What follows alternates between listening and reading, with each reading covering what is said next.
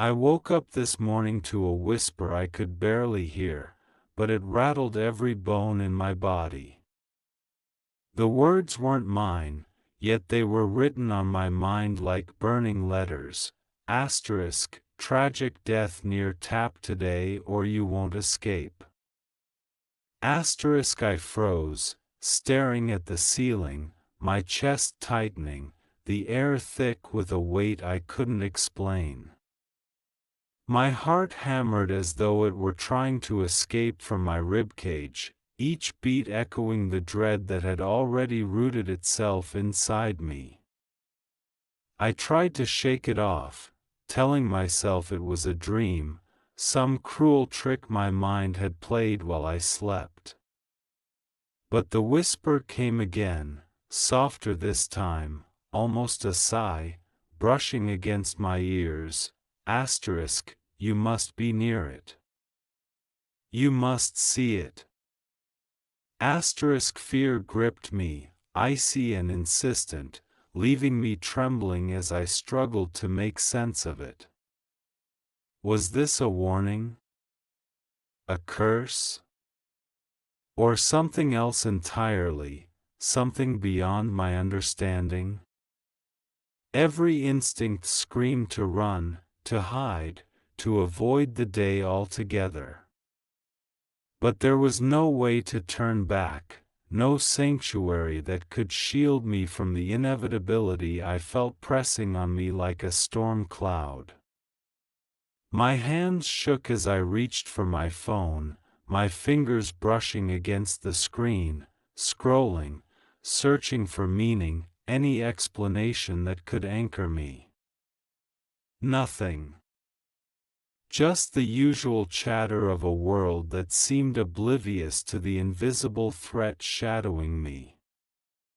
I left the apartment with a heaviness in my chest, a feeling of doom that followed my every step. The city around me carried on as if nothing were amiss, the honking of cars, the chatter of strangers, the smell of coffee from the corner cafe, but all of it felt like a cruel mockery. I was alone in my terror, carrying a secret no one else could see, a truth that would either save me or condemn me. As I neared tap, my legs moved of their own accord, drawn by a force I didn't understand. Every step echoed like a drum in the hollow cavity of my skull, each footfall marking time in a countdown I couldn't stop. Memories of lives lost, of near escapes and close calls, flickered through my mind. Faces I'd never known appeared in my imagination, silent warnings etched with sorrow and regret. Could I be next? The thought was unbearable. The closer I got, the louder the whisper became, now more insistent, more desperate. I could almost see it, a shadow lurking at the edge of vision, a presence that refused to show its full form yet radiated menace. My stomach churned, my throat tight, a cold sweat running down my spine. Every instinct screamed to flee, but some unseen hand pulled me forward, toward the inevitable. And then, just when I thought I couldn't bear it anymore, I saw them. Not yet the death, but the signs, the subtle, almost invisible distortions in reality, like ripples on water. A fleeting glimpse of something that didn't belong, a shadow that moved with intent. Panic surged through me, urgent and raw, and I stumbled back, but my feet wouldn't obey my mind's desperate commands. The realization hit me like a thunderclap, this was real. Not a dream, not a trick, not paranoia. Something dark, something vast, was guiding me, marking me, testing me.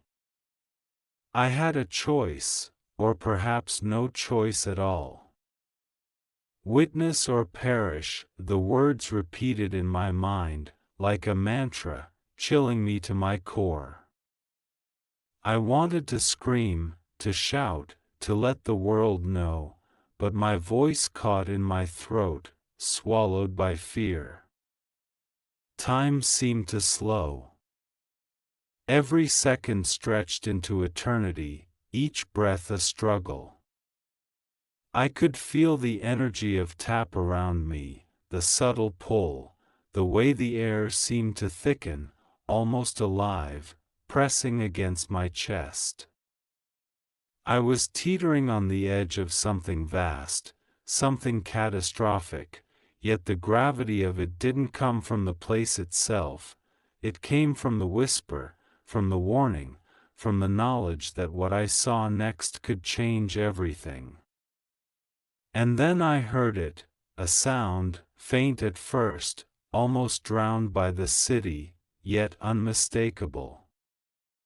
A cry, a scream, so raw, so human, so devastatingly real, it ripped through my soul.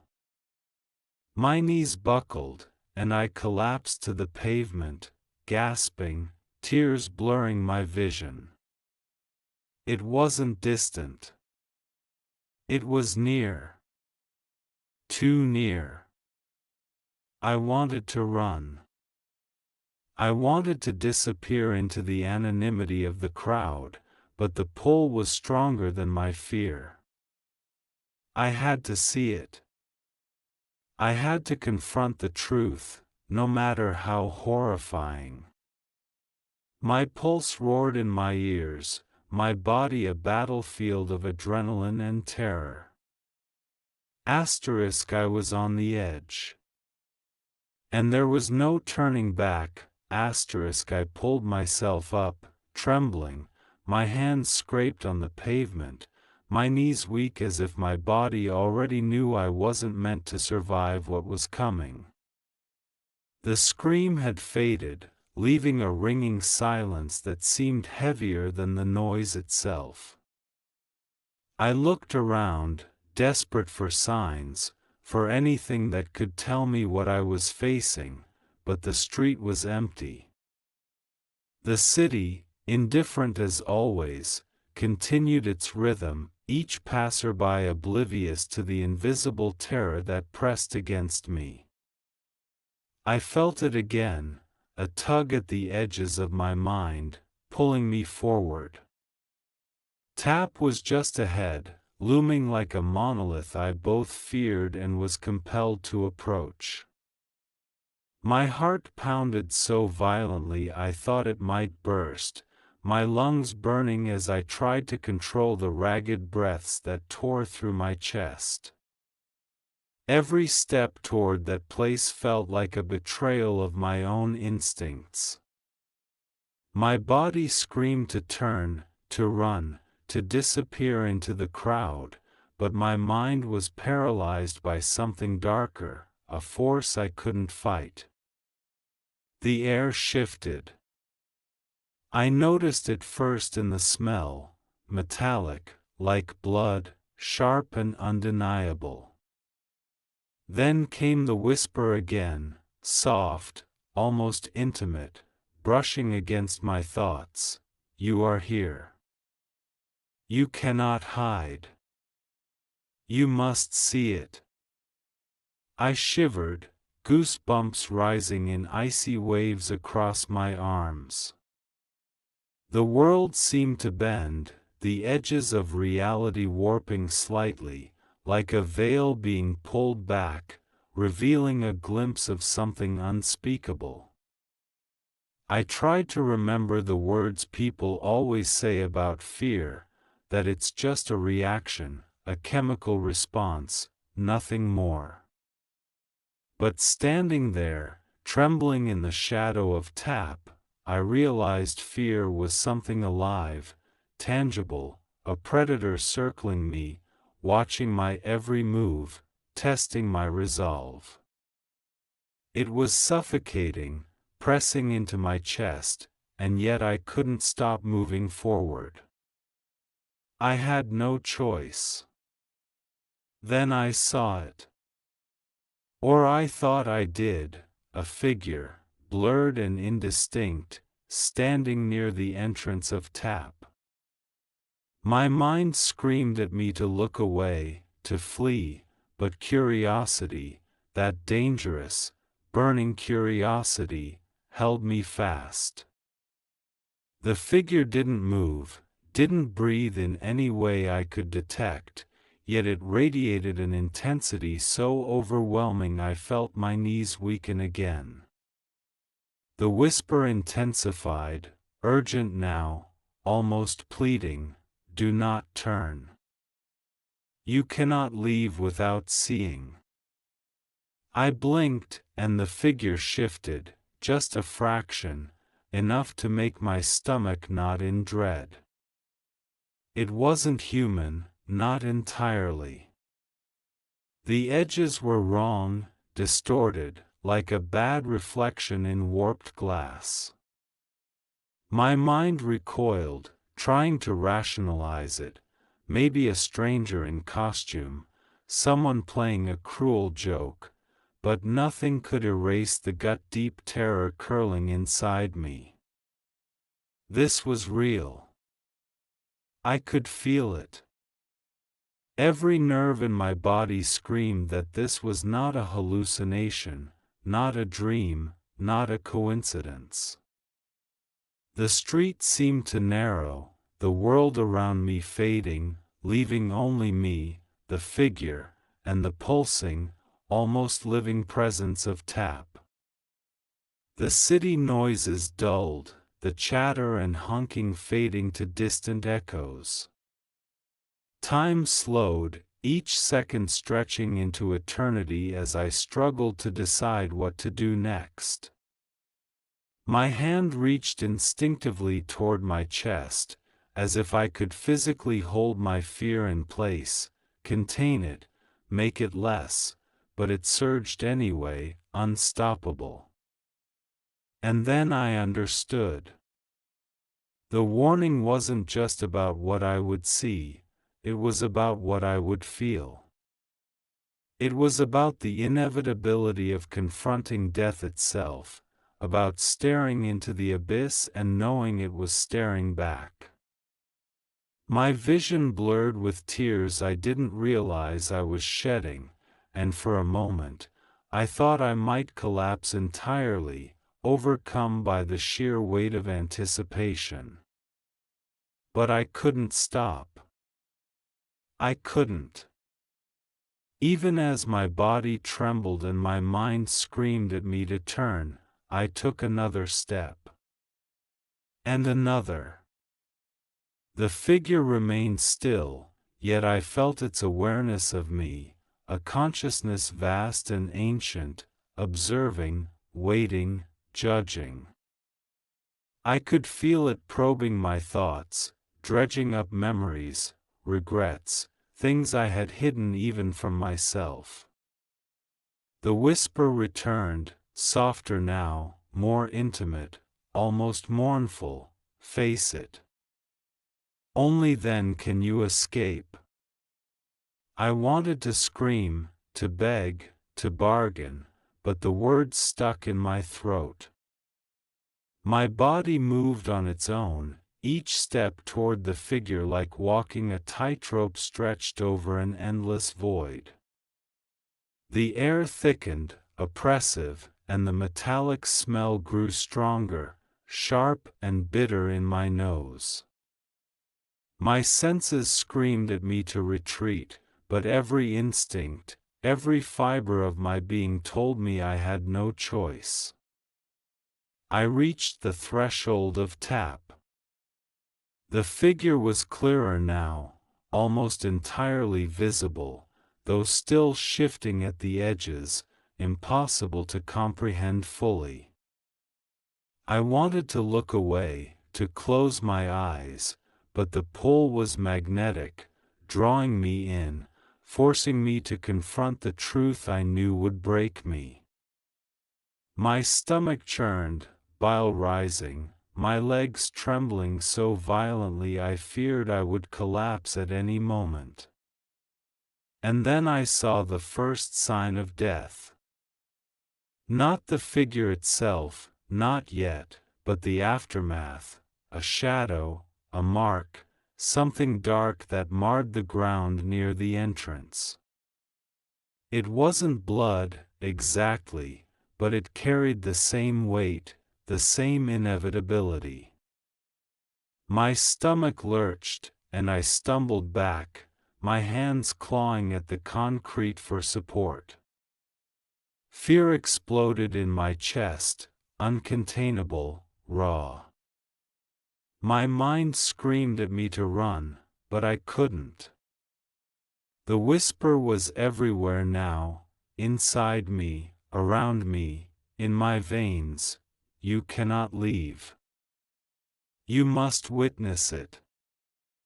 Every memory, every regret, every hidden fear I had buried deep inside came roaring back in an unstoppable flood. I remembered mistakes I had made, chances I hadn't taken, people I had hurt or ignored. And for a fleeting moment, I wondered if this was punishment, some cosmic reckoning manifesting itself before my eyes. My pulse raced, my breath caught, and I realized the truth. Whatever was waiting for me here, it wasn't just death, it was judgment.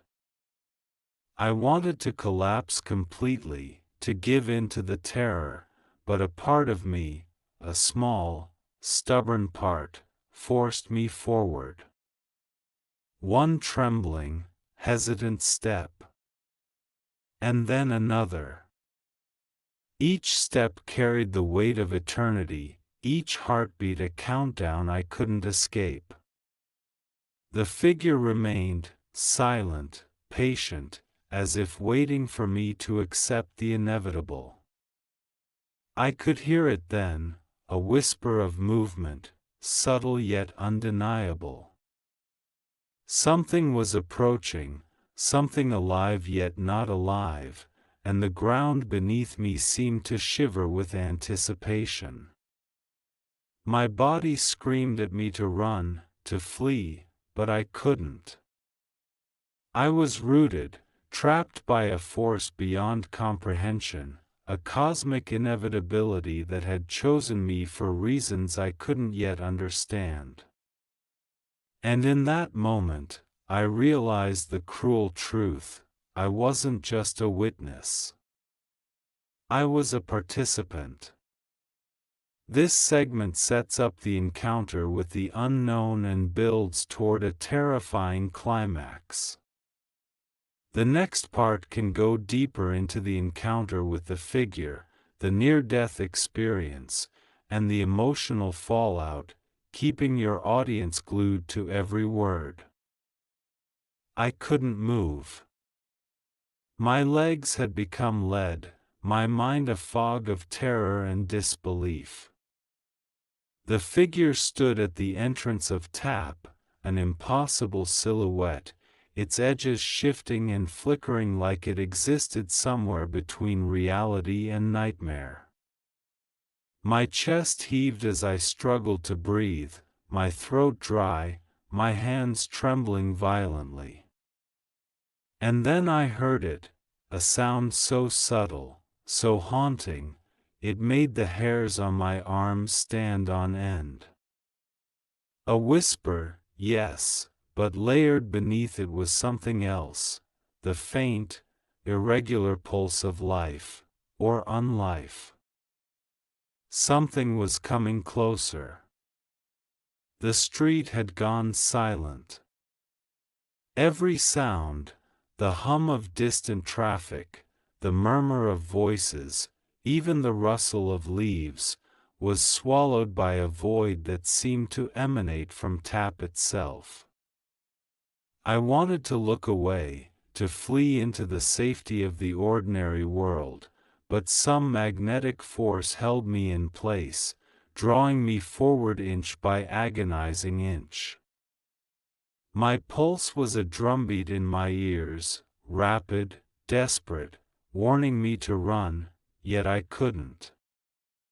The figure shifted, and for a moment I glimpsed the impossible, a face, or what resembled a face, emerging from the darkness, twisted and unfamiliar, yet somehow familiar, like a reflection of every fear I had ever buried.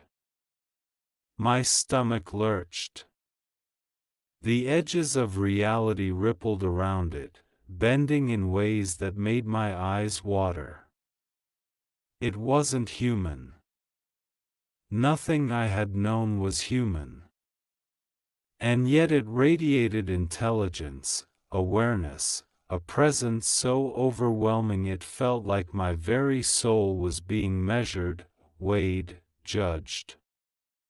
"Why?" I whispered, barely audible even to myself. The word caught in my throat, a ragged rasp. My mind raced for answers, for some rational explanation, but there was none.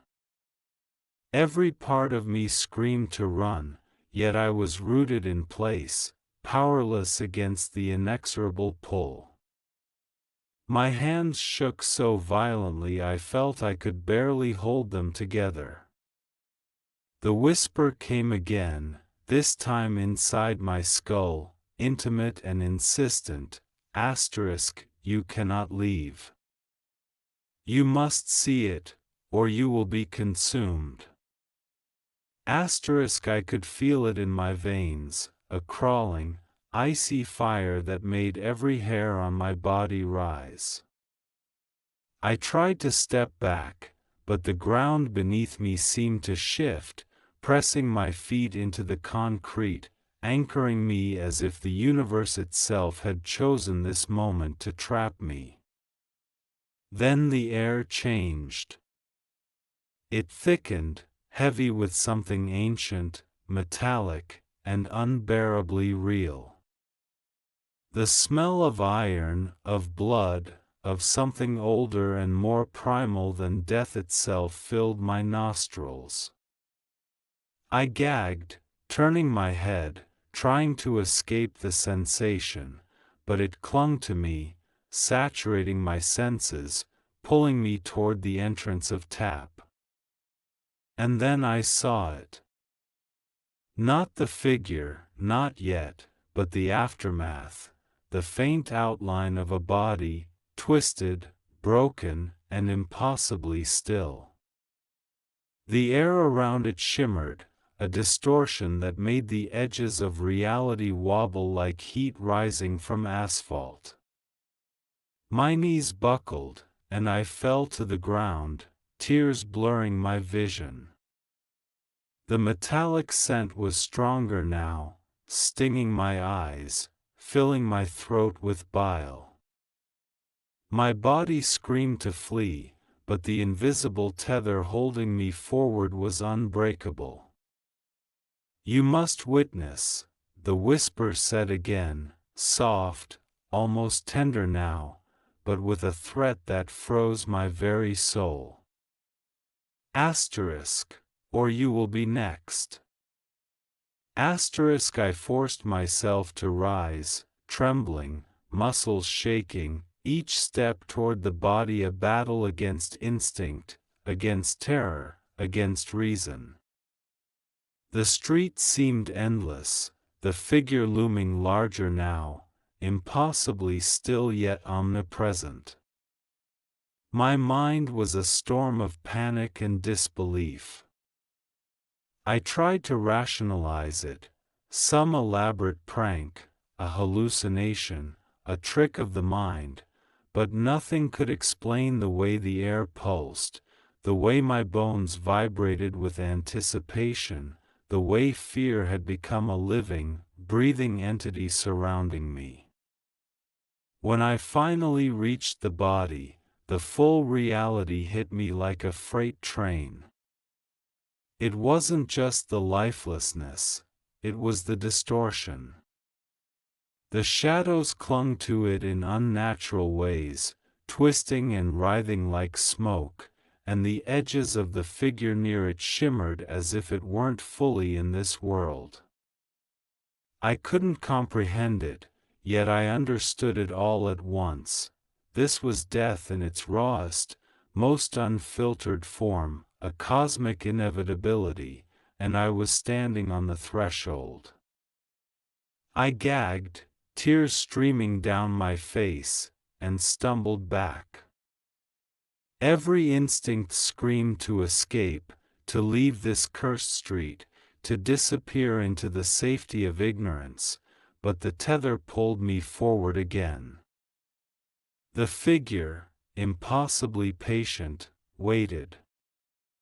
My body shook uncontrollably, my chest heaving, my vision narrowing to a tunnel focused solely on the incomprehensible horror before me. And then the whisper changed, no longer a warning, but a promise, see it. Only then will you live. I froze. The words clawed at my mind. Only then would I live. Life and death had never felt so fragile, so conditional. Every step I had taken had led to this moment. I was exposed, raw, vulnerable, and entirely at the mercy of forces I couldn't understand. My thoughts scattered, jumping from memories, regrets, mistakes, to fleeting images of those I loved. And in that torrent of fear, one terrifying truth crystallized: I couldn't escape without confronting what I had come here to see. The figure moved then, not with legs, not with motion as I understood it, but in a ripple, a subtle shift that carried it impossibly closer. I could feel its gaze, not just on me, but through me, into the recesses of my mind I had never shared with anyone. Shame, fear, regret, longing, despair, all of it was exposed, weighed, and judged.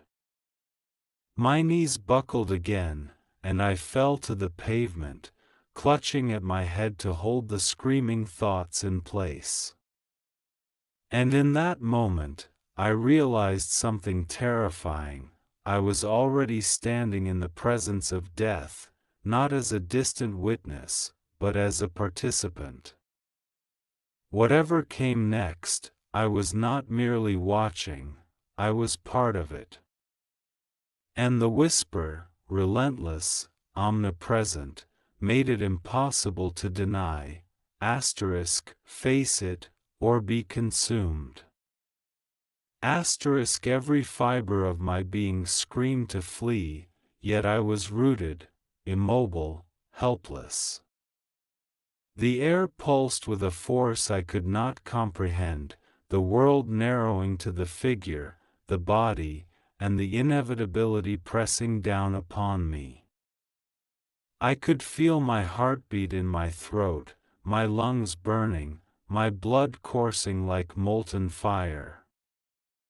I was trapped between fear and survival, between horror and the chance, just a chance, to escape the fate that had been whispered into my soul. And then, finally, the figure tilted its head, an almost imperceptible motion, and I understood, the moment had come. The confrontation, the reckoning, the choice, or the inevitability, was upon me. I closed my eyes, tears blurring my vision, and braced myself for the unspeakable.